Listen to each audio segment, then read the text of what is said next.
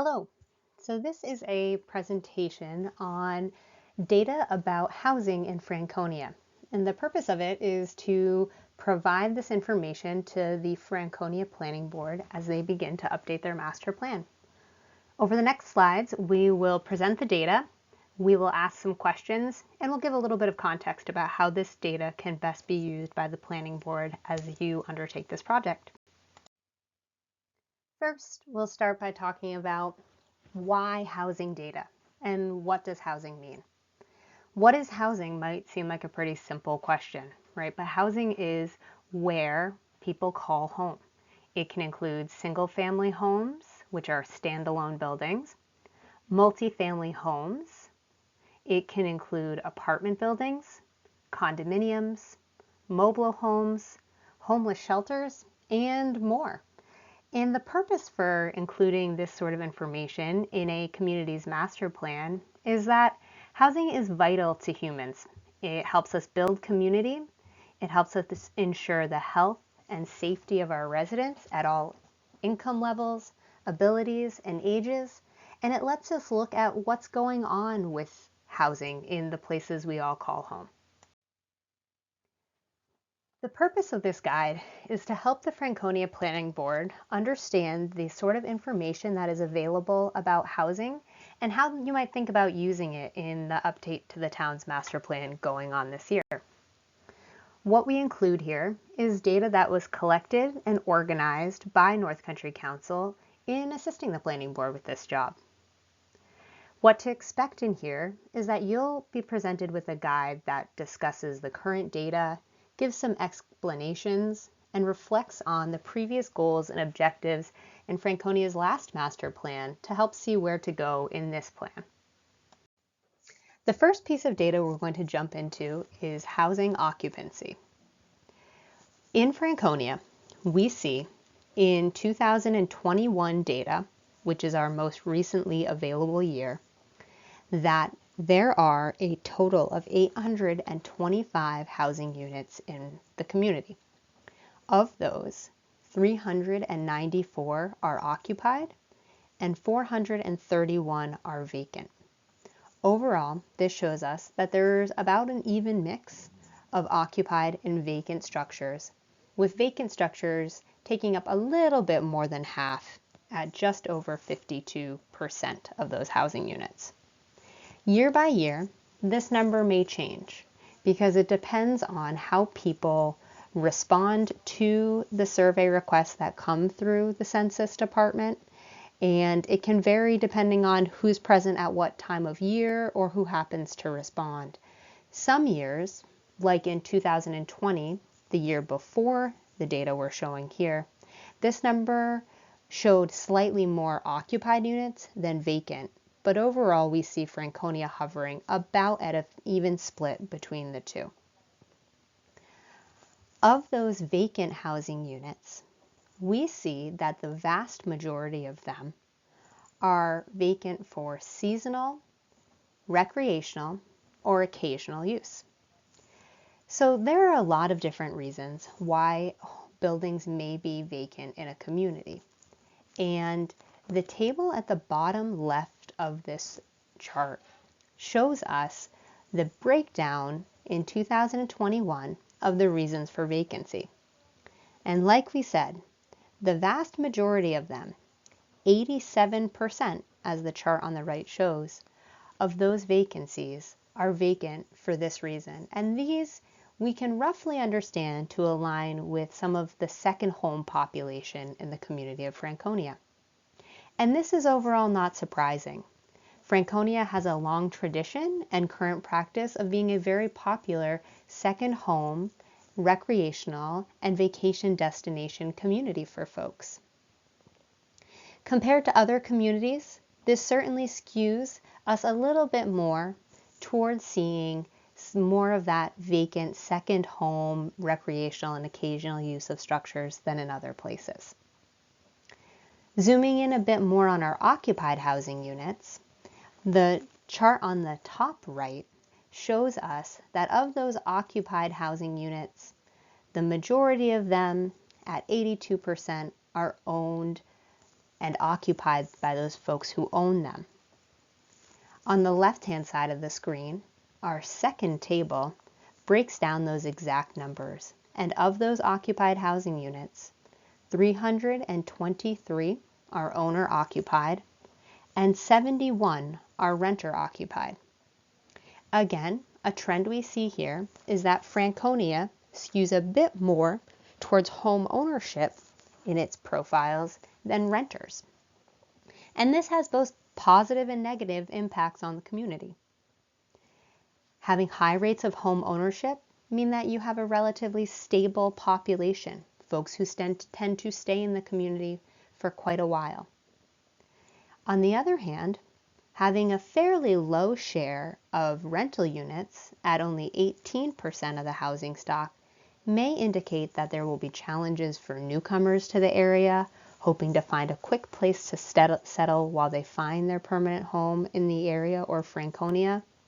And it can also add some additional barriers for your low-income residents, because we understand low-income residents to be more likely renters in a community than homeowners, which is a fact we'll dig into in a few slides from now. On this slide, we keep digging a little bit further into this idea of who lives in an owner-occupied unit and who lives in a rental unit in the community. And here we look at it through a lens of income. The median income in the area is just over $95,000 a year. And when we think about what renters and homeowners earn, this table breaks us down into income categories, looking at how many folks earning that amount of income own or rent their homes. As income increases, the number of homeowners increases. And when incomes are lower, there tend to be a greater number of renters. This is a trend we see generally across the board in housing. Typically, renting households tend to have slightly lower incomes than homeownership households do. And that's why it's important for a community to strive to have a mix of both types. Housing that is affordable to folks who are making a little bit less might be rental housing. It can also have homeownership, but it's important to look at the mix of who is earning what and what housing types are most likely to meet their needs or be within their financial reach. This slide is on the same topic as the last one, but it gives it to you in a chart, which makes it a little bit easier to see than perhaps just reading numbers in the columns on the slide we just went over. This slide has a bar column that shows us how many folks are renters or owners at what income levels. And here it's clear to see that point we called out on the last slide, which is that in our lower income brackets, we tend to see more renters, and that as income continues to move upward, we see fewer and fewer renters. Typically, this is what we see in many places. In Franconia, it is notable to see that once we get above about $75,000 in income, most folks earning that amount of money are homeowners in the community.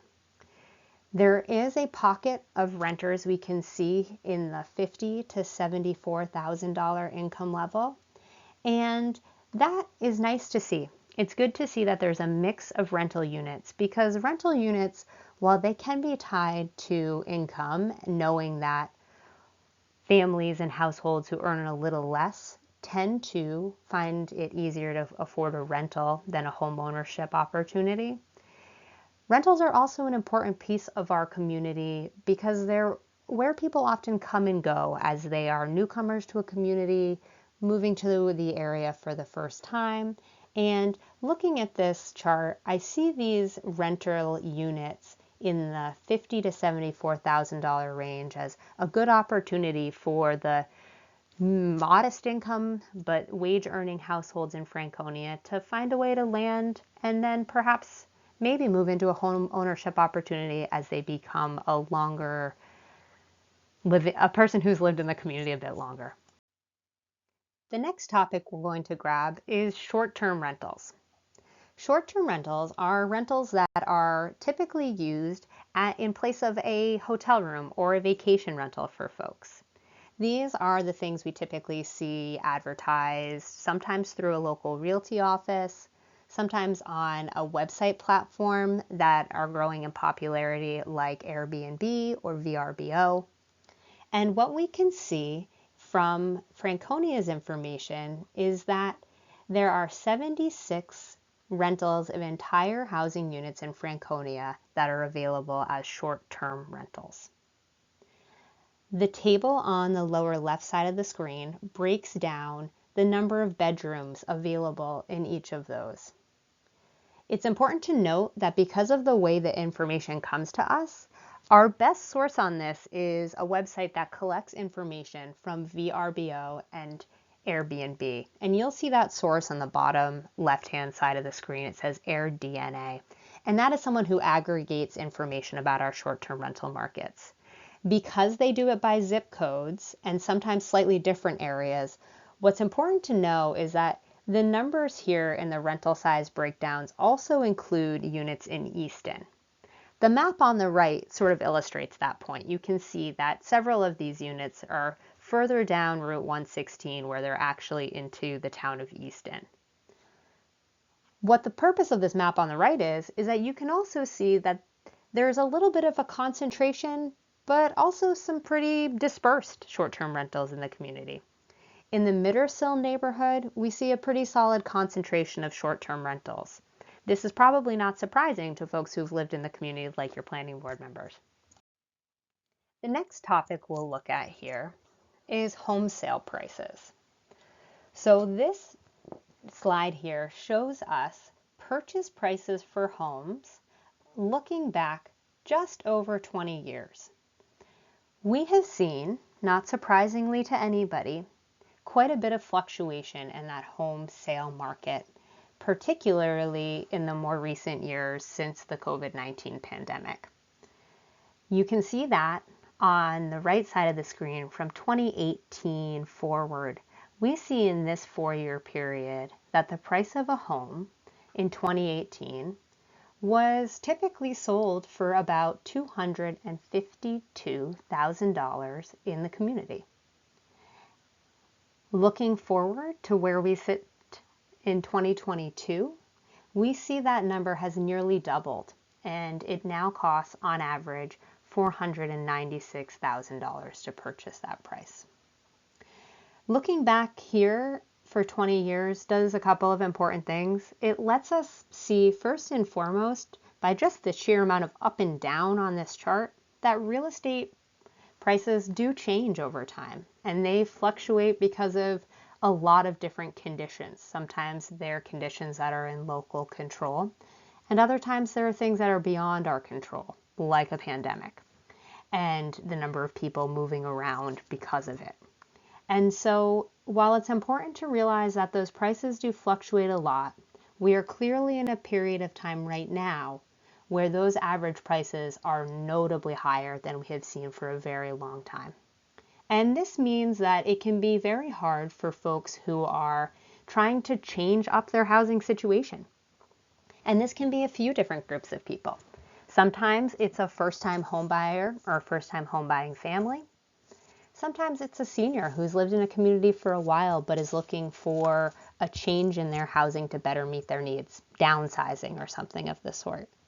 And what's important to know is that when we see home prices this high, it can make it a little tough for folks to be affording them, which can push people to stay in their current housing and make our markets a little less likely to be turning over. It can also start to affect who has the opportunity to purchase a home in your community across the board. Oftentimes, folks who are earning less will find that it's even harder to be part of the communities they may strive to as those real estate prices may boom. This can sometimes also relate to that presence and popularity of second homes and other occasional use homes. So we certainly see those trends alive and well in Franconia, but honestly, we see these trends quite a bit everywhere right now. This slide is going to talk about something called a fair share estimate. which there is a lot to be said about. So I'm going to just start by describing to you all what these numbers mean, and then we'll talk a bit about what they show, and finally we'll talk a little bit on sort of why it's important to look at them. So what this is an estimate of the number of housing units we can expect there to be demand for in Franconia to meet what we see in population change trends recently and economic growth in the greater area. We break this out into 5-year increments so that we can get an idea of what's needed in the short term, say now between now and 2025, which is only now 2 years away. And we look out a little bit further. So at the bottom of this chart, you'll see some numbers from projecting out what we'll need in 2040. And with any model, these numbers are really just an estimate. These come from a set of work that was done by a group called Root Policy Research, who are somewhat experts in this field. And during the course of 2022, Root Policy Research worked with New Hampshire Housing, New Hampshire Business and Economic Affairs, and all 9 regional planning commissions in the state to come up with a standardized model that helped us look at how much growth in new households we can expect in our communities. And then we take those numbers and then we try and add a little bit more information. So I'm going to break this chart down into its pieces. The first column we see here is about the total number of units that, like I said, population trends, so changes in the number of people moving to and from an area, as well as economic growth, the amount of sort of just general growth we see in the area, is used to forecast out the number of housing units that we can expect there to be demand for in Franconia. And in the short term, we see that number at about 30 units, right? It's 31 as listed there. As we move forward to 2040, we see that number grow to 87, which makes sense, right? Over time, we expect there to be more. It's important to note that the pace kind of slows down a bit here, right? So if we need 31 units by 2025, the pace slows down a little bit as we get towards 2040. In those 5-year periods, it's not always 31 more units we need. The pace changes a bit. The next columns here help us understand what is going to be needed for the price points of those units, because like I said, these numbers tie a bit to the economic growth and what we see going on in our communities. And so it's important to think about what types of units we might need, right? So there is a column here for ownership units. There's also a column here for rental units. So we look at both. And for renters, we split this based on the workforce housing statute definitions for affordability. And that's why you'll see here, under each of those 2 columns, we split again. And we think about the number of units needed depending on what share of the median income a household makes. So basically, we try and account for what the folks who are working or moving to the area tend to be earning, and then therefore, how do we break down these 31 units to understand what will keep them in reach of what folks may need. For homeownership units, we'll start there. We use this to look at folks who are making below the area median income, which is what AMI stands for, and those who are making above the area median income. And we see in Franconia about 1/3 of the homeownership units we're looking to need will need to be affordable to folks earning less than the area median income, and 2/3 are likely to be needed for folks who are making more than the area median income. For renters in the short term, we use a different number. Like I said, 60% of the area median income, what will be needed for folks making less than or more than that amount. And again, these two thresholds, the 100% for ownership units and the 60% for rental units, come from the New Hampshire Workforce Housing Statute. For renters in the short term, we see that the majority of them are going to be sort of on the higher income spectrum of our rentals, right? Those renting households earning 60% or more of the area median income, we see 8 units or so demand for there. Versus those earning below 60% of the area median income, that number is only 2. So what we see is about 20% of the units will be needed for folks who are earning less than 60% of the area median income, whereas about 80% are going to be those folks who are earning more. In 2040, we see the numbers grow, but the proportions stay quite similar. So by 2040, we see the community of Franconia perhaps having demand for 57 new home ownership options and 30 new rental options, and they roughly keep to that similar split. This is an important piece for us to look at because housing isn't just what we have today. It's about who's in our community, who's not in our community, and how do we make space for our communities to grow and thrive and stay lively. Growth is something that we experience in many of our communities, and we certainly are experiencing growth in New Hampshire statewide. And so these fair share numbers roughly kind of explain how much of that growth we see might be absorbed in Franconia were we to divvy it up across all of our communities. Like I had mentioned before, these are just estimates. There's no crystal ball involved in it. It is based on a model that accounts for what we know, and it doesn't account for certain things. So there are certainly unpredictability and variability, but as a planning board, it's kind of an interesting benchmark to look at and think to yourselves, how might we make space for this number of new households in Franconia? What's the right way? What would fit within the context of the community now? And what might be able to happen on a land use point of view to help sort of move that needle or to make sure that there's room for growth and newcomers into the community. Now we're going to talk a bit about the types of housing units we see in Franconia. So what we see on this screen is information about the occupied housing units in Franconia. And if you remember, back at the very beginning, we found that there are 473 occupied housing units, and that's based off of census data.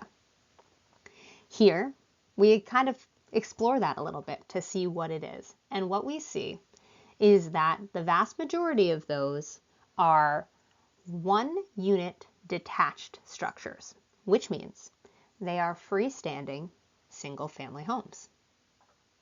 The next most popular places we see units are that we see 22 3- or 4-unit apartment buildings. We also see some smaller apartments with 19 2-unit apartments, which is like a duplex. We also see a good number of larger apartment opportunities as well, right? We see 18 in our 10+ unit apartment buildings. It's interesting to look at this and sort of see that, like most New Hampshire communities, particularly the further north we get, most of our housing is single-family home options. And that can help you all, as a planning board, think about how do you make opportunity for more single-family housing units to show up, if that is the preferred type of housing we see demand for. And it also can ask the question of what other types of housing might be suitable and meet a different set of needs. So sometimes we find that single-family housing units are more expensive than, say, a condominium, a townhouse, or an apartment rental. And so it's important to look at the mix of housing units that exist and see where there aren't many, and think about what could be done from a land use point of view to spur more of those if they're right in the community.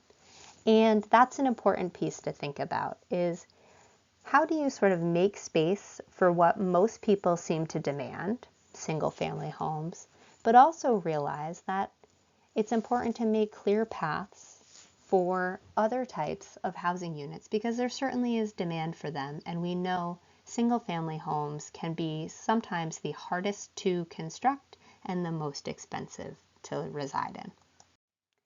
Continuing on this trend of looking at what the buildings and housing in Franconia look like today, on the last slide we looked at the mix of units as mostly single family homes.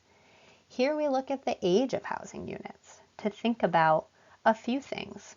One, are there periods of time we see concentrated development and then more slower paces or stagnant development markets? Age of housing stock also can really help us understand what sort of improvements or reinvestments might be coming along in that housing stock now, or how affordable other costs are, like heating. Sometimes our older homes can be more expensive to heat if they've not been reinvested in, re-insulated, had windows updated, all of those sort of energy improvement things we think about. In Franconia, the majority of our owner-occupied units were built between 1980 and 2009, which is not a terribly old housing stock, but in reality, gives some of it about 40 years old now. This is different for our rental housing units in Franconia. Rental units were commonly built in the 50s and 60s, which means those are quite a bit older. And it also means that they may be in rougher condition if they haven't been consistently maintained or reinvested in, which can mean that they can have added expenses. Things like heating might be more in those rental housing than in our slightly newer constructed home owner occupied units. It could also help us see that there might be a need or an opportunity to help improve the condition and modernize those rental units. It's interesting that the data seems to show us that no new rental units have been built since 1989. And I'm curious what the Franconia Planning Board sees on this, because you all also may know what's being permitted from your town hall. The data on this slide pulls from the American Community Survey, which is similar to the census, and it's collected at the national level. It's a smaller group of people they ask, but it's something that happens every year. And so our most recently available data to look at was from 2021, and it looks at a 5-year average to look back on this information and pull it. And so an important question to ask yourselves is this accurate, or have you seen more rental housing come on board? Because that might actually help you see that it might not be the case that you haven't had any rental units since 1989. It really just may be where the data comes from, and sometimes locally we know a little bit more. So on the last slide, I talked about the age of housing stock for ownership units and rental units, because in my mind it makes sense to sort of point them out and discuss them together. But this slide is really just the second part of what we talked about on the last one. The information you'll see here in the table and chart break down the age of housing stock for those renter-occupied housing units. One piece to think about is that with a very clear slowing in the number of rental units being constructed in more recent time, it's important to look at it and think, why is this not occurring more? Is it not occurring because perhaps the markets just aren't leading towards it? Or are there barriers that might relate to things that are in the Franconia Planning Board's wheelhouse? Could it relate to some of the policies that exist? It may also just relate to a whole lot of different things, like what land is available, which could have something to do with the soils and types of land themselves, in addition to things like the land use regulations. So it's important to have a little bit of a conversation about, with a slowing rate of rental units being constructed, how could it be possible to make opportunity for more rentals to be constructed? And what might that really take based on what you all know and see happening with your markets on housing in the community? Here, we do our best to look into that age and building trends piece with a little bit more local data. So this information comes from a survey that the New Hampshire Office of Planning and Development does to each community. So these numbers actually came from a report submitted from your town hall to the New Hampshire Office of Planning and Development back in 2021. And what we see here shows that the vast majority of housing being constructed in Franconia in the last 10 years or so, and by last 10 years I'm really looking at from 2020 back to 2010, have been single-family homes. So during this period of time, we see that there were only 2 multifamily building permits approved.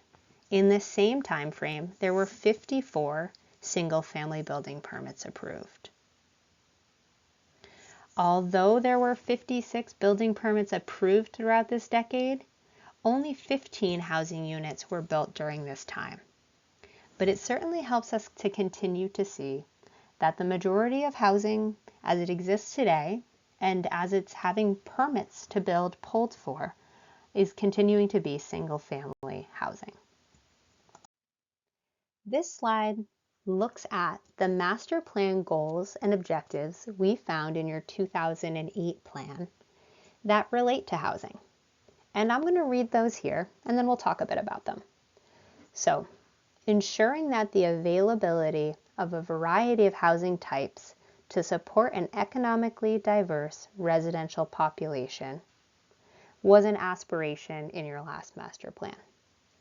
Another aspiration was to amend your zoning standards to require cluster or open space developments in designated areas. This is often a tool that's used in communities who want to see costs of housing stay modest, but also to see that housing does not begin to parcel up the entire natural ecosystems and landscape of the community. Cluster is often a tool that helps us marry our goals for development and conservation in one place. Another aspiration was to designate areas of town where a developer must provide a certain amount of affordable housing per subdivision. This is a tool that we often use as an innovative land use control in New Hampshire, sometimes referred to as inclusionary zoning, a zoning that requires you to include different price points for those homes to make sure they fit a different set of folks in the community and provide opportunities for more. Another aspiration was to encourage plan unit developments throughout town and to specify this as a permitted use in certain zones. Planned unit developments can often have a mix of different types of development and have a more intentional approach to a neighborhood or a small area layout than just individual subdivision lots for homes to be built on. Next, we see an aspiration or a goal to continue researching ways to provide affordable housing for year-round residents. Lastly, is to promote housing opportunities that sustain Franconia's rural character and residential populations. So as a planning board, it's important to think about if these goals and objectives still ring true. Perhaps some of these are things you've already taken action on, which is wonderful to see and important to applaud yourselves for. There might be some of these that you know still need work or still something you would like to do but haven't yet tackled. Some of them may also not be relevant to your future goals. So what we'd suggest is that you take a bit of time, talk these over, And think about whether or not you've made action in these areas already, whether or not there's more work to be done, whether or not there's more to understand on this topic, or whether or not there are new and different goals and objectives you'd like to incorporate here as well. You can use the data we talked about in the beginning part of this plan to help sort of wrap your mind around what might be the right fit and what other goals and objectives might work. Or how can you take some of these goals and objectives and make them a little more tangible? Break them down into the steps you'd have to do to get to there. And it's an important thing to talk about, how do you take the goals and objectives in your plan and make sure you understand how and who needs to be involved to get them done. Like we said. So here we're kind of building in an opportunity to do exactly that. It's important to look at those goals and objectives and say, is it relevant? Do we need new goals and objectives? Have we already met these goals? And do we need to break some of them down into smaller steps if we've been unsure or unclear how to move forward on them to date? When we come together in late fall, you can give us a lot of direction on how we might help you think about each of those goals and objectives, make tweaks, make changes, or if they're right exactly as they are, help break them down into those smaller steps and make it clearer in your plan how we implement it. Discussion is an incredibly important add-on to data. Data is just a set of statistics and facts, but it's by discussing it as a planning board and asking yourself some questions that you can begin to understand where you might want to go and how your local rules, regulations, grant applications, policies, and community aspirations could help get you there. So here on this slide, we're going to give you 3 of these guiding questions we think are really important to ask around housing. And we'd ask you all to take some time alone, together, however it works, and think about these questions. How has Franconia's population changed in terms of age, income, and household size? And what would that mean towards housing? What is the relationship of housing prices, both sale and rental, to household incomes over the last few years? Has it changed?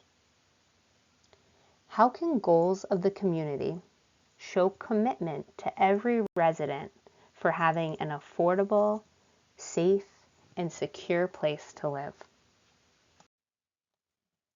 So, there are likely a lot of questions on this, and some of the questions are things that are great to discuss and debate amongst yourselves. And there might be some that you want us to help you work your way through or discuss a little bit better. So, if you have questions, comments, clarifications on these, the planning board point of contact you want to get in touch with is member Monica LaFlamme. And then, in late fall of 2023, we at North Country Council are going to join you all, and we can help you consider some of these pieces that might not have been clear to work out on your own and discuss a little bit more in depth. So write down those questions where you found challenges or you're unsure what to do, and let's bring them back together to discuss as your planning board first, and then with us as your consultant a little bit later.